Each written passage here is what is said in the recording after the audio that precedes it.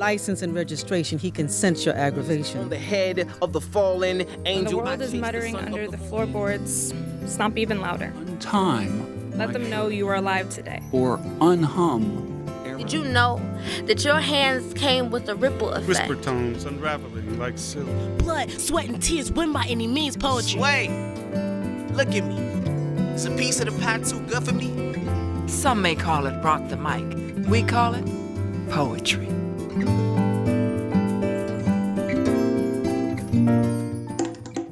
Duet of Nature. I heard a bird call, unlike any from my homeland. Waves splash rhythmically along a shoreline, littered only by occasional clusters of seaweed, palm trees, coconuts. I watch and listen as glistening waves crest before reaching shore, as if not to disturb too greatly. She who alternately holds back and releases the tide. Their dance has endured since the beginning of time. This day, I am blessed to witness their embrace of swirls, splashes, and twirls, each rehearsed for millennia. Such beauty one cannot forget. Mother Earth and Father Time's most soothing duet. Another bird call pulls my mind and eye from shoreline to sky.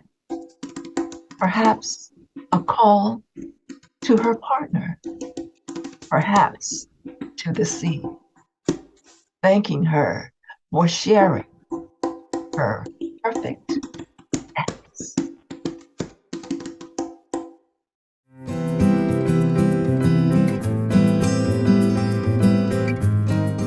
Hello, and welcome to Sojourn with Words. I'm your host, Sistah Joy, and today we are very pleased to present the new Prince George's County Poet Laureate. Oh, I'm so excited to have Dr. Khadijah Ali-Coleman as our guest poet. And as always, we know that we always present the best, but I've got to give some information. Let me share some bio information today about Khadijah. She is certainly one who is well established and well known throughout the literary community, but the bio reads as such. She is the author of the children's book, Mariah's Maracas, and co-editor of the book, Homeschooling Black Children in the United States, Theory, Practice, and Popular Culture. She is a playwright. She has had more than a dozen of her plays presented publicly in venues throughout the country. She has enjoyed residencies and fellowships as a Theater Alliance Quadrant playwright, Fulbright Hayes Scholar, Scholar in Residence at the Prince George's County African American Museum and Cultural Center, and the Maryland State Arts Council Individual Artist Awardee. I'm telling you, this is tough. A multidisciplinary artist, she is the founder of the multidisciplinary arts company, Liberated Muse Arts Group, which she started in 2008. In addition to her work as a multidisciplinary artist, Dr. Ali-Coleman is an education researcher and nonprofit administrator. She is the founding director of the education research group, Black Family Homeschool Educators and Scholars, LLC, and currently serves as the executive director of the Hurston Wright Foundation, a nonprofit that has served Black writers for over 30 years. Born in Washington, D.C., another native Washingtonian. Hello, my sister. She lives in Prince George's County, Maryland, with her partner Ben and their 19-year-old daughter, who is a scholar at the University of San Francisco. Khadijah Ali-Coleman is the 2023 Poet Laureate of Prince George's County, Maryland. Welcome, Khadijah. Oh my gosh, we are so very happy to have you with us. I'm so very, very happy to be here with you. And you have just been incredibly gracious and welcoming and wonderful this past month. And I just have enjoyed getting to know you better. And it is a pleasure being here this morning. So thank you for having me. Oh, you're very welcome. And don't leave excited to know that the poetry community is in great hands in that video. We're just so thrilled to have you with us here in Prince George's County with the Arts Council. And Khadijah, I know that you bring so much to the table. And we know that you've been immersed in the arts for a very long time, both in an academic setting as well as the artistic arena. And you bring much to the table. So let's start at the beginning. What led you to become engaged in the arts? I will be honest with just sharing that the arts have really provided a very healing outlet for me. And so in every avenue of my life, being able to express my thoughts and my ideas through different channels, whether it's poetry, whether it's film, even sometimes visual art. And I say that because if you even allude to being a visual artist, people want to see your stuff. But just expression in general and being creative with that expression has just been so life-giving to me. And so it has become a practice and just a very necessary practice in my life. And so I would say I remember very early on, seeing The Wiz, the movie, The Wiz. Oh, okay. Not the play, the movie. I was 4 or 5. I remember when my mother took me to the theater to see it. It was packed, so much so that I had to sit on her lap.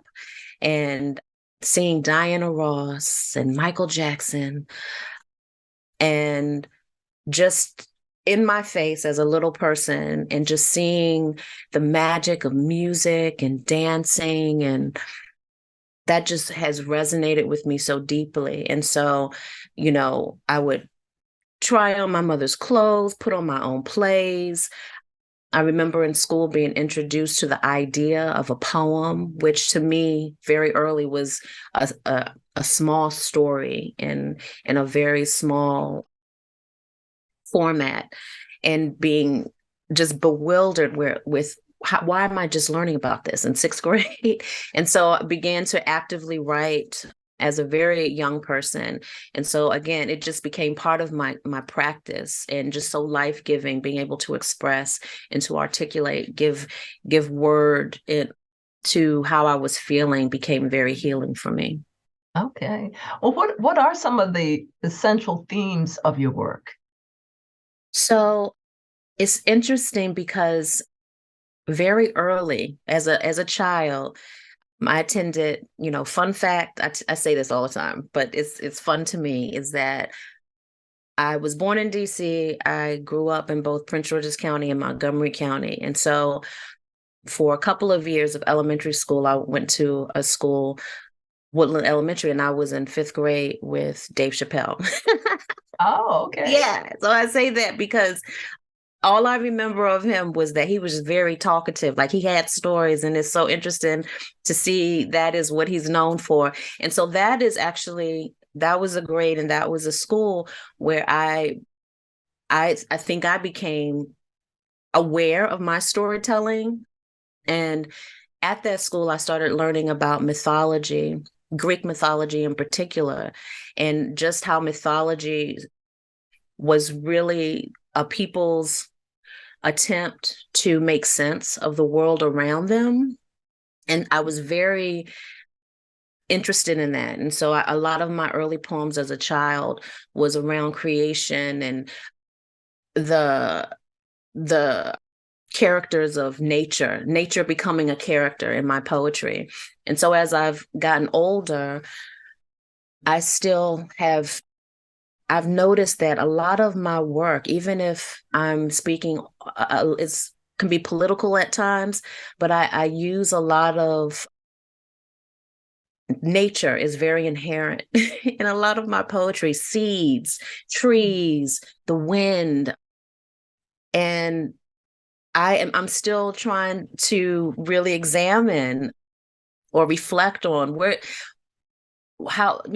to me it's expression, but I'm actually sometimes surprised with how tethered I am to this idea of nature just being like the symbiotic relationship that we have with nature. And I'm still examining, like, wow, even when I write something, like, wow, this seems to be recurring theme in my work.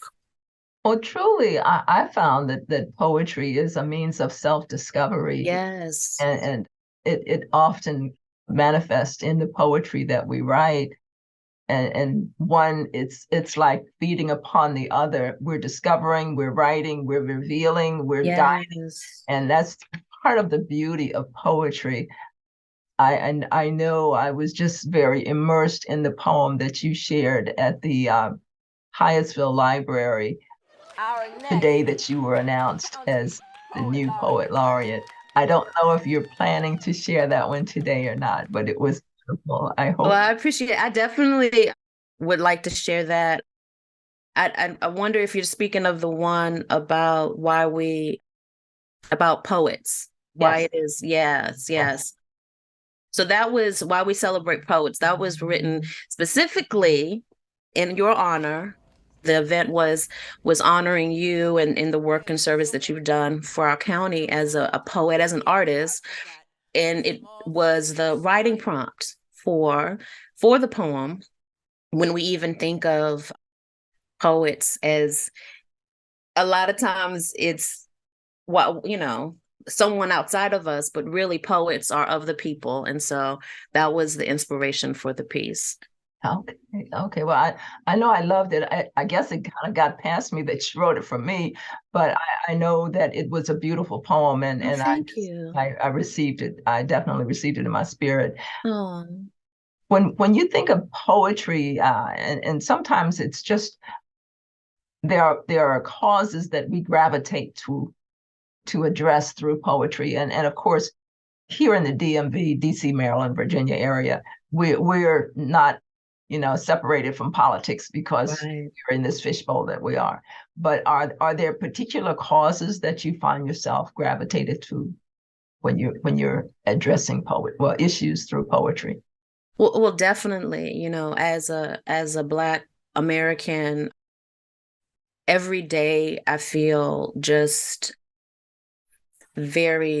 I feel a lot of the everyday things that we see are very personal, and especially as someone who is a scholar of not just African American history, but history in general.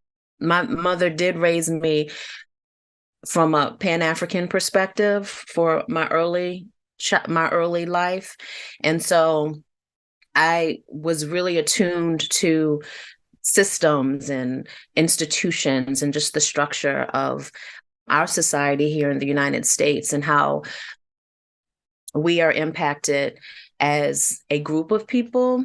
And, a lot of the scholars that have always made an impact on me have been scholars like the late Derek Bell. And it's so ironic now in this time that we are, these conversations around CRT. He's really the person who began to write about this theory, which is a legal theory that now it is translated in some respects into education research, but it's so amazing to me how this has become this topic regarding our schools.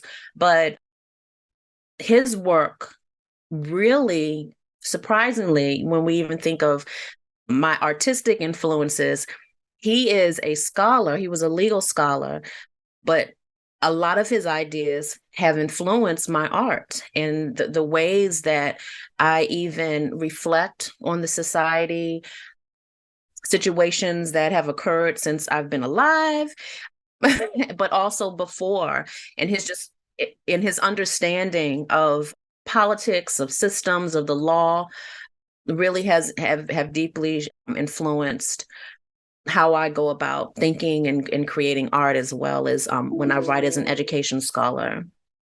Okay, okay. Well, who are some of the others who have inspired your work? I know, the politics necessitate that we address some of those issues, but who are some of the others that may have inspired you?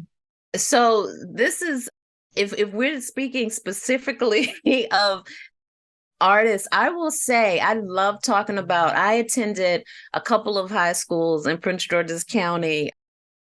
I was a vocational student. I took electronics at Crossland High School, but I also attended Friendly High School in Oxon Hill. And at Friendly High School, I had an English teacher by the name of Mr. Ponatowski, who introduced us to Robert Frost. And he had a way of introducing to us things, the classics, quote unquote, where all of us would heave a deep sigh, like, oh, Shakespeare, like, do we really want? But he always presented everything he taught us in such an enthusiastic way. And I remember when he introduced us to Robert Frost and The Road Not Taken.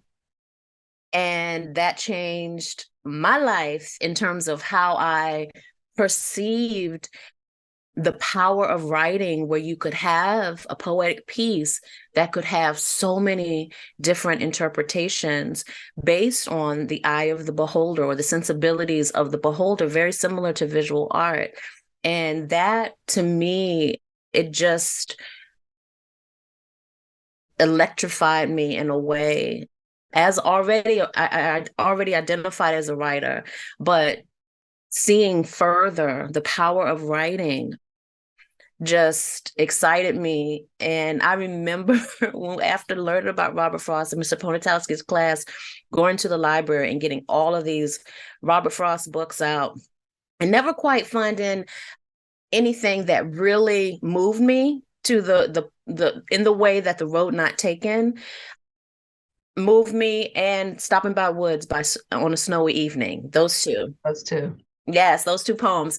But still beginning to build my familiarity with a poet, and that really continued, in my life. And I would say Robert Frost was really the first. But Nikki Giovanni is also one of the early writers. I would say the first poet that my parents introduced me to. They were both students at UDC, the University of District of Columbia, back in the day when it was called Federal City. College. Yeah.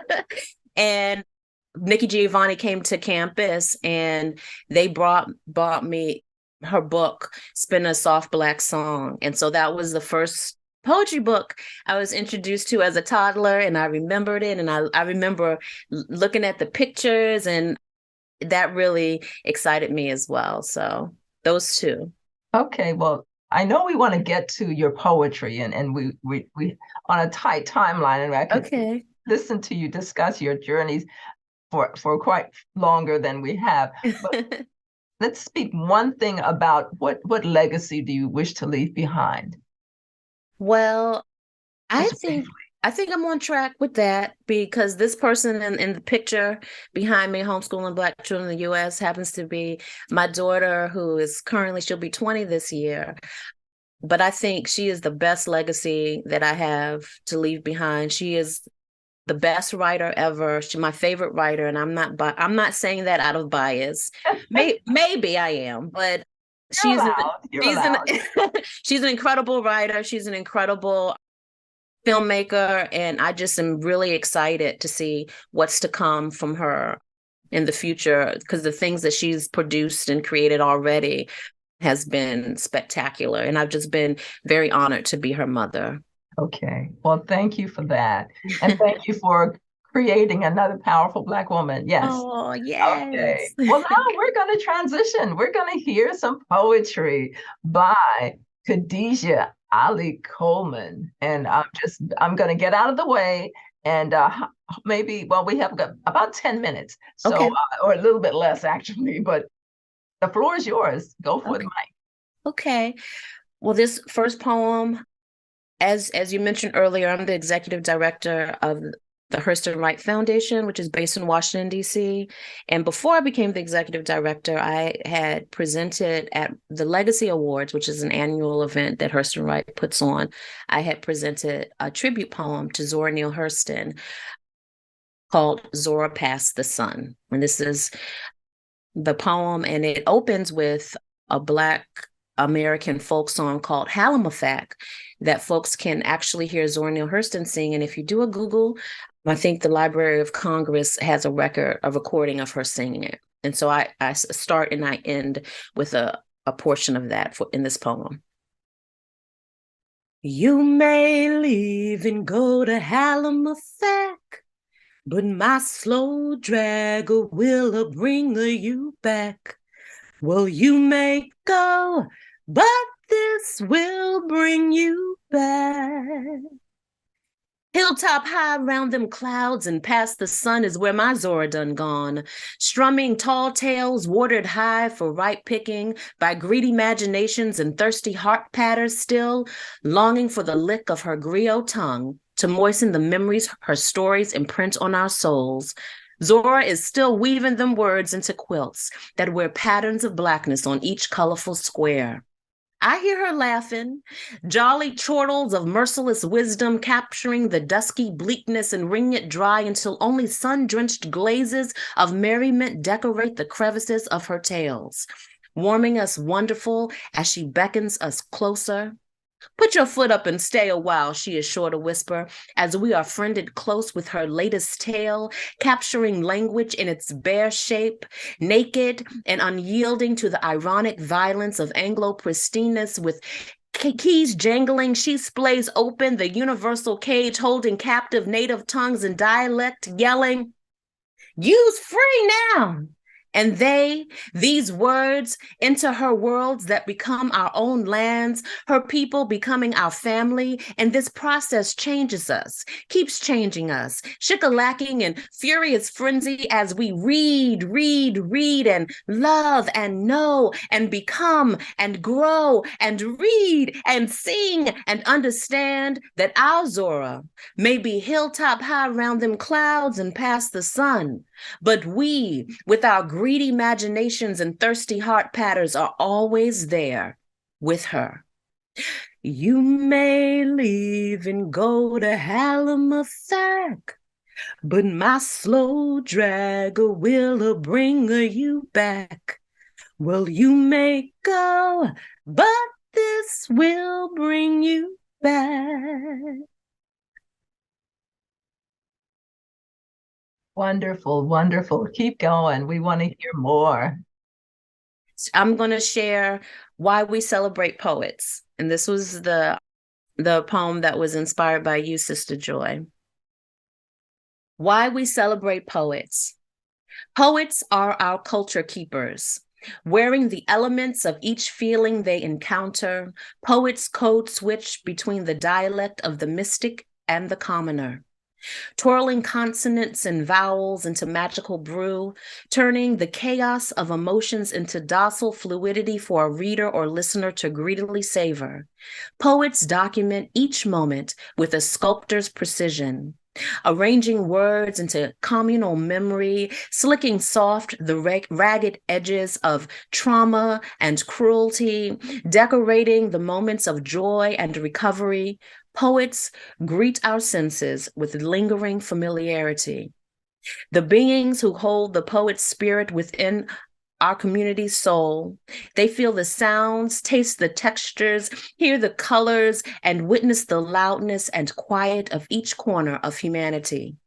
They bear the humility of our failings and the laughter of our triumphs, sweeping the crevices of the mundane to find the treasured moments that matter. The cellular root of our culture's blood are our poets, in motion, witnessing the whirling wonder of our future, our present, our past. Their decoded messages live forever beyond their breath. Snaps and claps. Snaps and claps. Absolutely. Thank you. Love that. So for all the poets out there, for all the poets, thank you. Yes, thank you. Okay. Oh, we've got just under 5 more minutes. What do you have for us to wrap us out? Maybe 2 more pieces? Okay, I have a poem that I enjoy sharing, and I believe I'm going to be publishing this. It'll be the title of a poetry book that I'll have coming out soon, and it's called For the Girls Who Do Too Much. For the girls who do too much, who check on folks, who hold space for others, love easily, express freely, hurt harder, fall quietly, weep softly. May you wrap your wonder around yourself, breathe in your beauty when others spill their attention on those less deserving. May you caress your own sensitive soul by remembering to tend to your blooming magic and always adorning your spirit with kind words and reminding your heart each day that you matter. You matter. You matter. Oh, how beautiful is that? Thank you. Okay. Do you have maybe a very short closeout poem? I do have some information I want to request of you, like how our viewers can be in touch with you at Prince George's Arts and Humanities Council in your position as County Poet Laureate. Okay. 2 minutes. So if you have like a real short something, and then we'll go to that.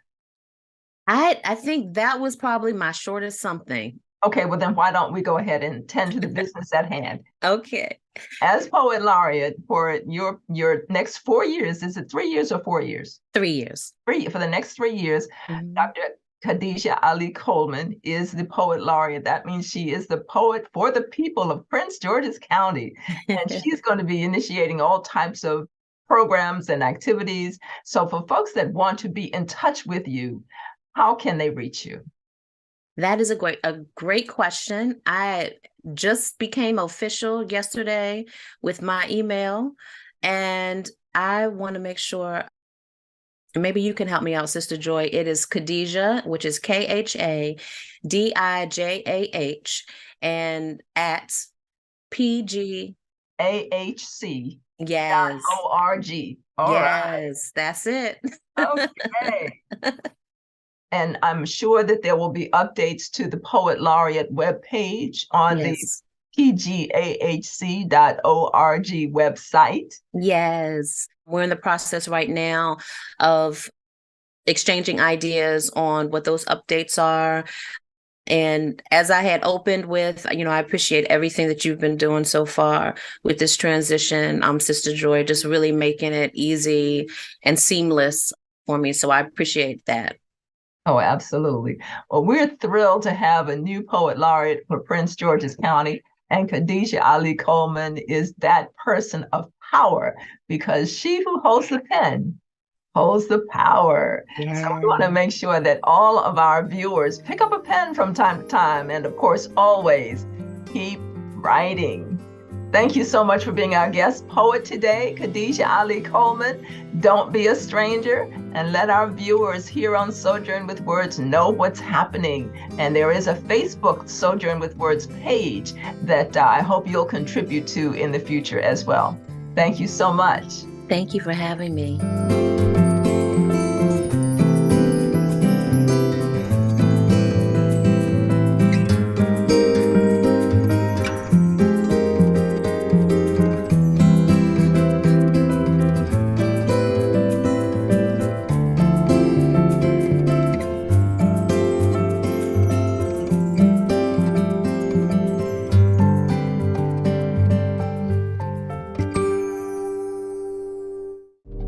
Why would drug dealers put a lethal dose of fentanyl in drugs if they know it's so harmful? It's cheap, it's potent, and it's profitable.